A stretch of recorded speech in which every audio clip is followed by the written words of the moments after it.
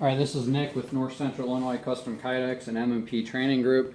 I'm here today to do my part 2 video of the FN 509.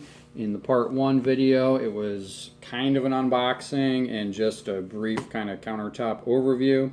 My part 2 video, as was mentioned, is to kind of compare and contrast between the FNS family and the 509. What's the same, what's different. Sorry it took so long to get to. I've been really busy, and this is actually not the first time I've shot this. For some reason, I'm having a hard time keeping everything here in the frame so that you can see what I'm trying to show you.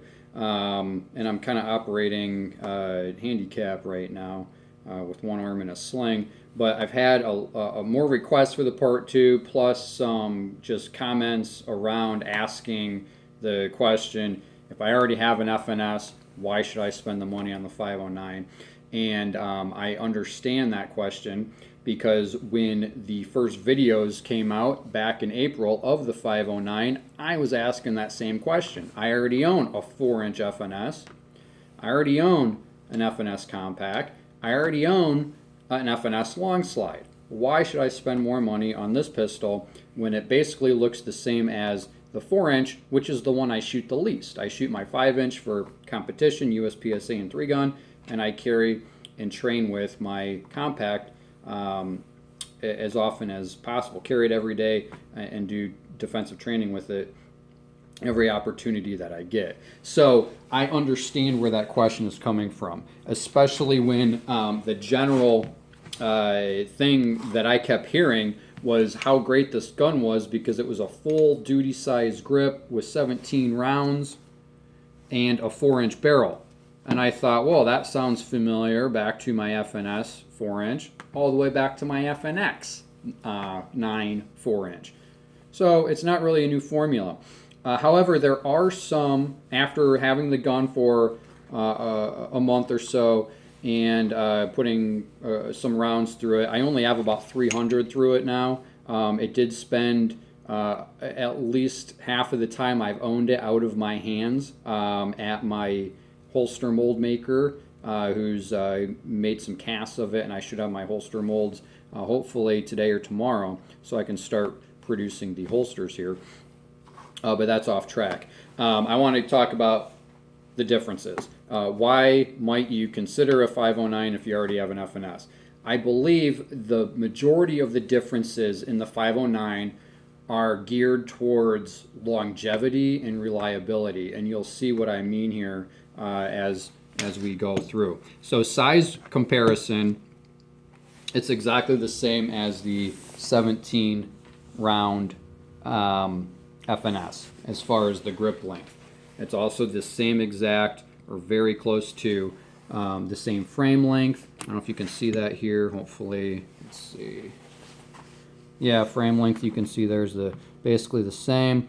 The slides, I believe the slide on the 509 might be slightly shorter, maybe, but that's just because they're probably pretty much the same. It's just more rounded off here, and it seems like the barrel protrudes a little bit more, which is why I was thinking maybe the slide was just a little bit shorter.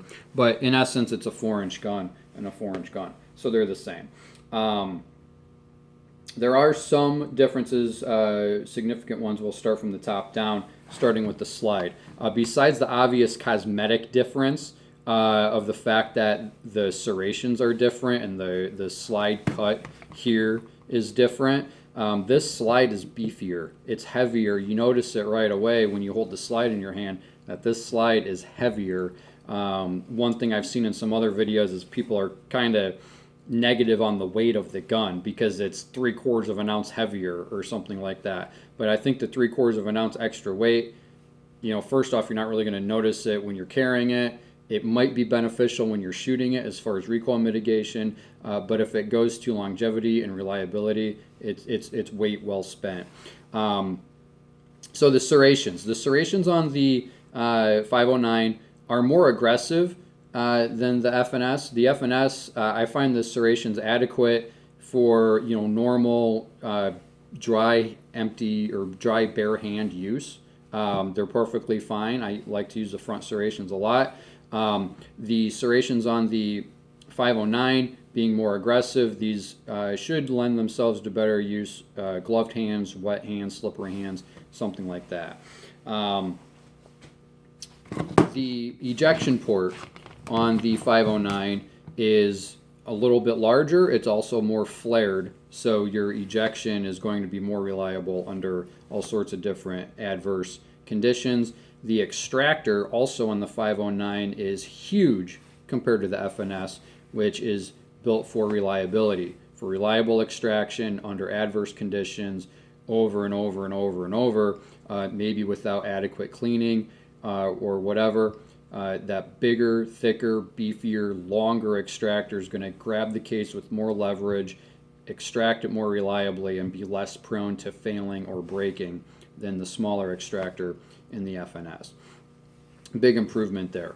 The sights, a lot has been said about the sights, but these are the factory night sights on the FNS. The ramped front makes it harder for one-handed manipulations of the gun. I don't know why people on YouTube don't like that term. That's what it is. It's for racking the slide one-handed. You can do it with these, but you have to catch this edge here, which is harder to do. On the 509, as I've said, it's been beat to death, but this is much better for that use. The sights themselves are a little bit bigger, which for a duty or combat application are preferred, faster to pick up. These are the kind of photoluminescent 3 dots, right? Where, like in typical FN style, it's hard to probably tell in the camera, but the front dot is actually larger than the rear dot. So when you pull this up in front of your eye, even though there's 3 dots, there's still more of a front dot to grab your eye, get your attention, which is nice for quicker shooting. The other thing, the dovetail cuts in the slide are more of a standard measurement cut. So there's other sights out there already that will fit this gun, even though they're not specifically made for it. They just use kind of a more standard sight. So aftermarket options for sights are already out there and plentiful. So that's the main differences of the slide externally.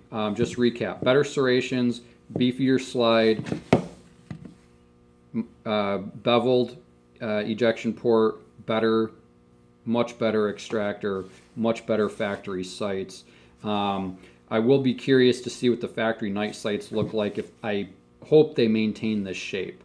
They just put tritium vials in them. Those would be awesome. Especially if they keep the kind of lower profile halos back here with the larger profile halo up here again, so your eye is naturally drawn to that front sight. Moving to the front of the gun, 2 things to point out, both for long-term dependability and reliability. Number one, the barrel itself is much thicker in the 509. Okay, I'm going to see if I can get this. You can probably see there. I haven't mic'd it, but it is much thicker. I've got some other pictures on Facebook you can probably go find, and you can see in better lighting in that how much thicker it is. Not sure why or whatever, but one of the complaints with the FNS initially was that the barrel was thin. Okay, I don't know anybody that's ruptured a barrel in an FNS, at least under normal use. Obviously, a squib load or obstructed barrel is one thing, but the thinner barrel, I don't believe it was ever an issue on the FNS. But what they did do, just to make it more durable and more reliable, was they did make the barrel thicker. That's, I think, what adds a little bit of the weight as well with the 509.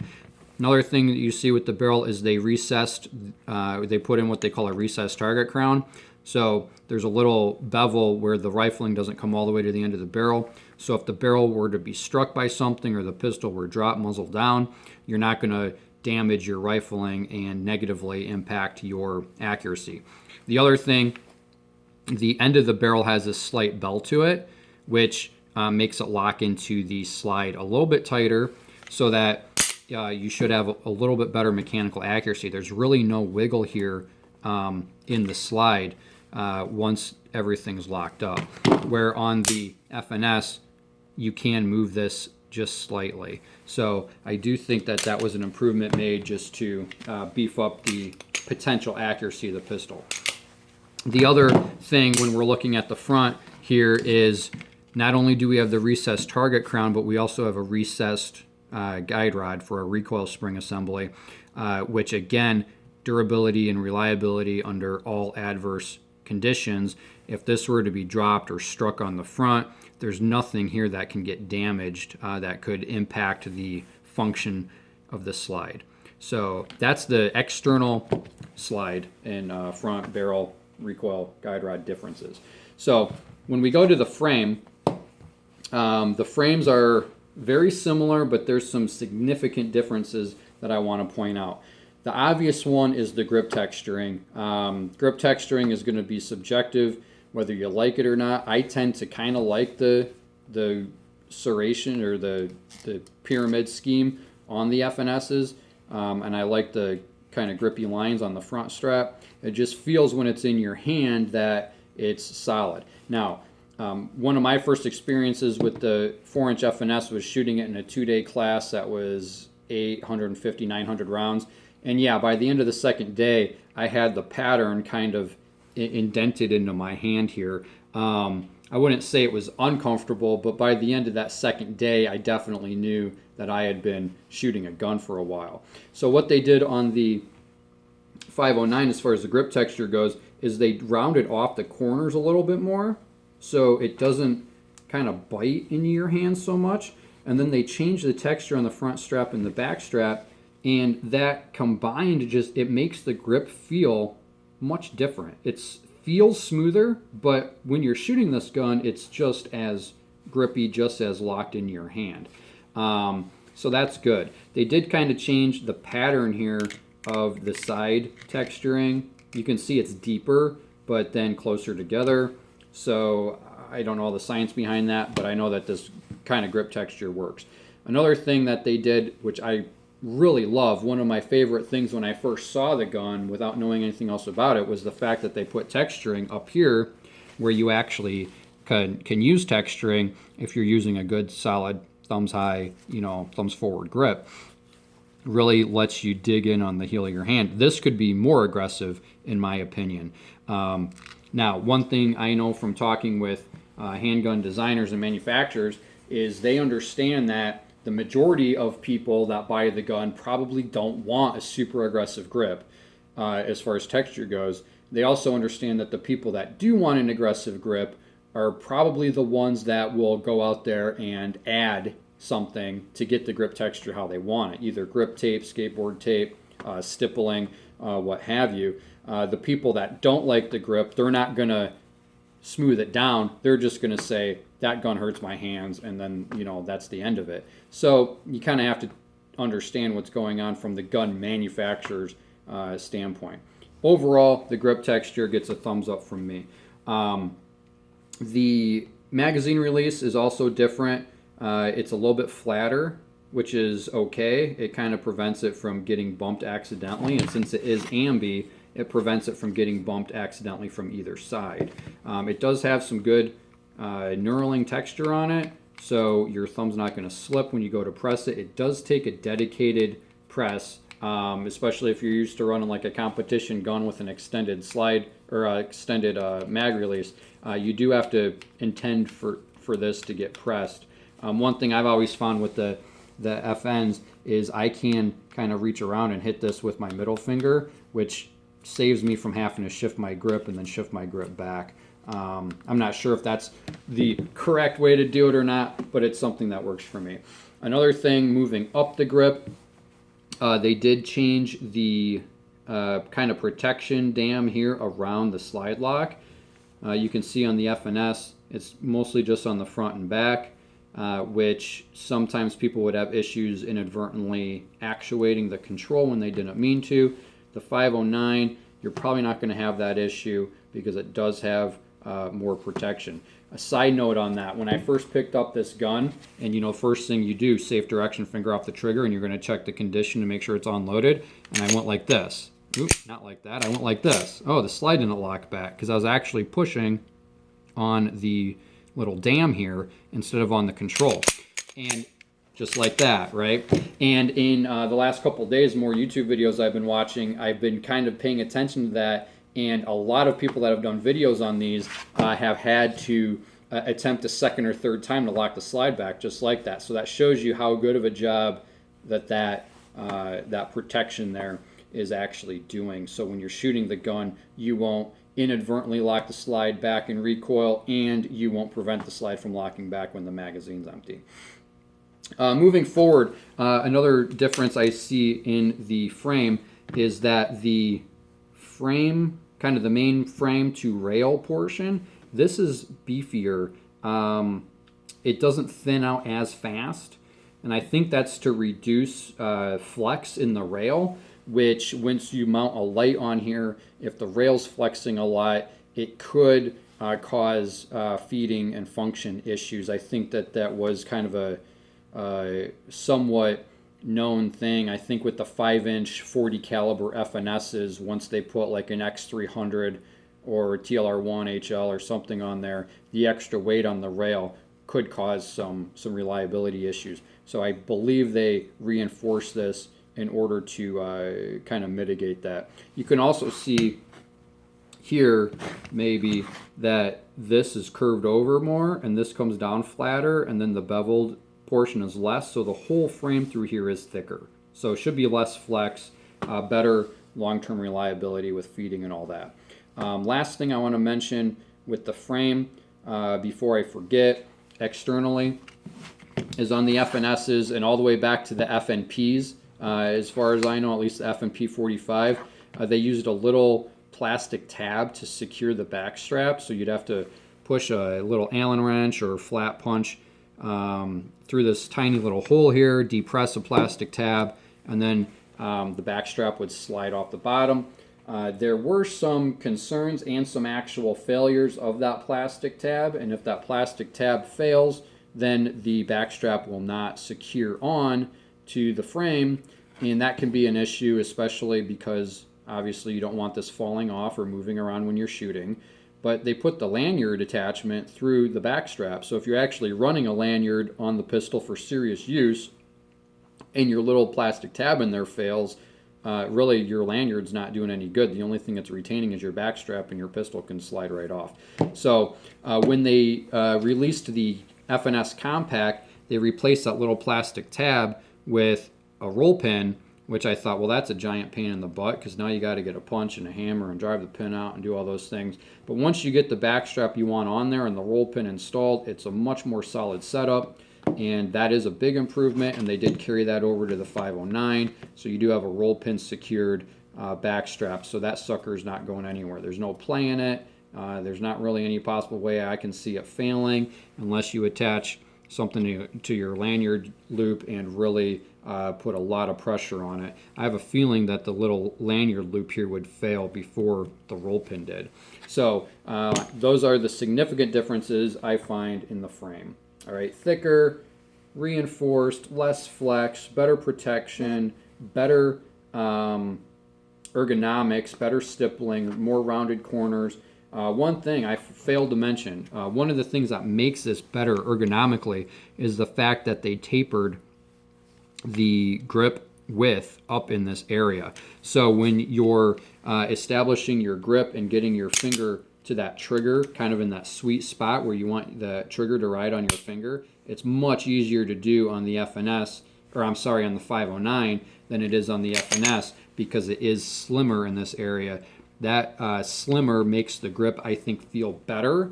It also allows you, most people probably are going to shoot the gun better because they can get that finger, that reach all the way where they want it instead of being out closer to the tip.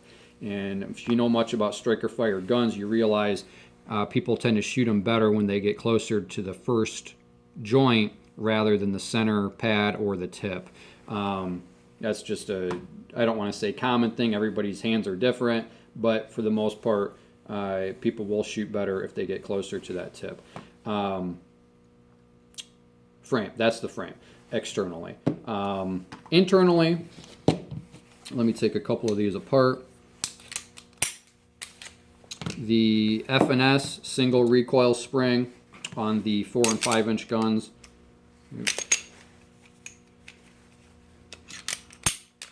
The double recoil spring on the 509, I believe, is actually the same exact part from the FNS Compact. So that's a difference. And that's, I think, how they were able to recess this into the front of the slide, because they're using the 3.6 inch barrel recoil spring, which came flush. They're putting it in a 4 inch barrel gun, so it allows it to be recessed. Also notice the dust cover on the 509 is much thicker. Again, it gives you more protection around the end of the recoil spring assembly for durability and longevity. Another thing for accuracy is when you look at the FNS and you look at the lockup surface here, the barrel to the locking block, you can see the size of it and the fact that it has this black finish on it. When you look at the 509 in comparison, you can see it's a larger surface, plus it's machined. You can see how it's silver, it's shiny. They machine that down so it's perfectly matched, or at least as perfectly matched as they can get it in a production environment, to the locking block in the frame. So your lockup is going to be better. Remember, we talked about that at the front of the barrel to slide, but your locking surface of your barrel to the lock block in the frame is also going to be much more positive and tight. So accuracy should never be an issue with this pistol. The only other difference I did want to point out, you can see they changed the geometry of this with the compact FNS. You can see it's the same size and shape as the 509, but it doesn't have that nice polished machined surface. The only other difference with the slide, I'm not going to strip the slide to show you, but they use the skeletonized striker that they introduced with the FNS Compact, where when you pull the striker back, you can see the spring because it's a skeletonized striker. Where on the previous kind of generation FNSs, it was a solid piece, or a solid cylinder. I'm not sure benefit of that. The lighter striker might get more velocity from the spring, which might make it fire more reliably with harder primers or things like that. I've not had an issue with my FNSs, failing to fire because of light strikes or anything like that.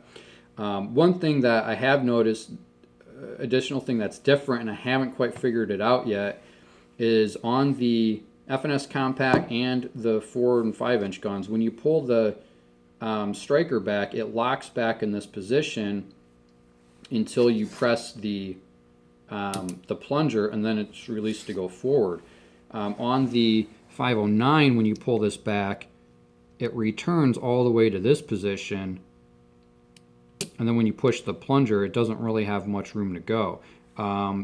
Obviously, that doesn't affect the gun shooting, and I've taken the parts out, and I've looked at the strikers and the plunger, and I can't really see anything noticeably that's different, but there does seem to be a little bit different in how this safety may operate, and that might give you why the 509 has a little bit of an improved trigger pull over the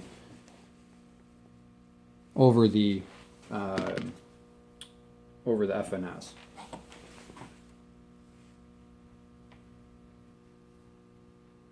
All right, sorry about that. I had to get my cord and plug my phone in. So that is the slide. Better, or the internals here of the slide. Striker skeletonized.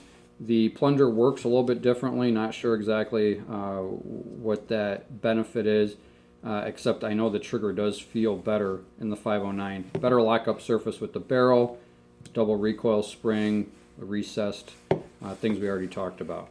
The frames themselves internally, when you look at the FNS versus the 509, there are some differences, mainly the size of the front rail. They're stainless and replaceable, so that hasn't changed. The sear itself, you can see, is a little bit different. And then the angle on the disconnector, where the slide comes back and pushes the disconnector, is also different. The whole lock block up here is different, and that results in a little bit different size of the takedown lever. But if you compare it to the FNS Compact, it looks exactly the same. All right. At some point, when the FNS first came out, they were using, I believe, a cast sear, and they went to a stamped sear. So some of the reviews and folks out there are talking about the trigger feels gritty, and that might be true when the gun's brand new, because with a stamped sear, there can be some tooling marks on the little edge that interacts or interfaces with the disconnector. After you shoot the gun, few hundred rounds. This one has 300 rounds through it now. At 200 rounds, this thing had pretty much no more grit in it at all. So once you get some rounds through it, that goes away. It's just the metal, the rough metal from the machining. If you're ambitious, you can gut it and, you know, polish that portion if you want, or just do what most people do, shoot a few hundred rounds through it and it'll smooth itself out. But internally, I mean, when they say it was built on an FNS compact, the internals, besides that geometry difference on the disconnector, I can't see a single thing that's different about the internals. But that is actually, to me, not a bad thing, because I find that the FNSs and, you know, the 4-inch, 5-inch, and the compact all to be great as far as function and reliability go with the trigger and everything like that. One note on the trigger: when I bought mine brand new and I trigger pull gauged, I showed you guys in the first video, it was 7.5 pounds. This right now is breaking at 5 to 5.5 pounds, and the only thing that I've done to it is shot 300 rounds through it, and without taking anything apart, I did try to kind of polish the finger here on the sear carrier just a bit, and then I did take the plunger out and I polished the surface of the plunger and just made sure that there was no burrs where the plunger travels up into the slide. But other than that, I've not done a thing with the sear or the disconnector or anything like that. Just from shooting it, it smoothed itself out, it's lightened itself up. It's a very nice trigger right now, in my opinion, for a striker gun. May not be on par with the PPQ, I'll give it that, but I like it. Take that with a grain of salt. I've been shooting FNSs almost exclusively for years, so I like the trigger. I understand the take up and the feel and the break, and I like it.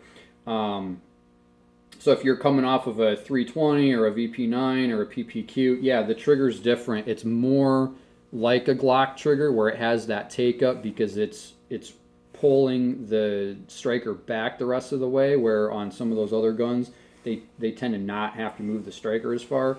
So you do have that take up, but it's not an issue if you're using good technique and fundamentals. Oh, the last thing I was going to say, even when this was brand new and it had that 7.5 pound trigger, everybody that dry fired it said that, and they would dry fire that right next to my 4-inch, which this trigger breaks at 6 pounds. And even though this one was 7 to 7.5, everybody was saying that this one felt lighter. And I don't know where or why that is. Could be because of the different ergonomic in the frame, gives you a different trigger reach. It could be, I believe the break point on this is slightly farther back. So, you know, even though it's heavier because of the geometry of it, it feels lighter. But I'll tell you, now that this thing's at 5.5 pounds, it's a very nice trigger.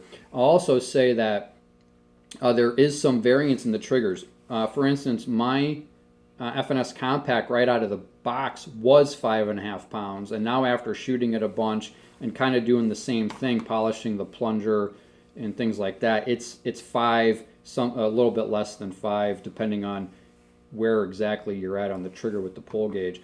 But the triggers, I understand they're not target match triggers right out of the box. They're not designed to be, so give them a little bit of time and a little bit of use, maybe a little bit of love with, you know, some real fine sandpaper or whatever, and they clean up very good. So that's my part 2, the overall differences. If you guys know any differences that I missed or disagree with anything, that's fine. Let me know. If you like the video, let me know. Part 3 should be some shooting, targets, accuracy, things like that. Now, I'm not going to get crazy about accuracy testing because I just shoot standing two-handed grip. You know, I'm not resting it or anything like that. To me, resting, it's great, but that's not going to be how I'm shooting the gun if I actually need to shoot it, so I want to know what I can do with it. But that's it. Please like, subscribe, and share. Thanks.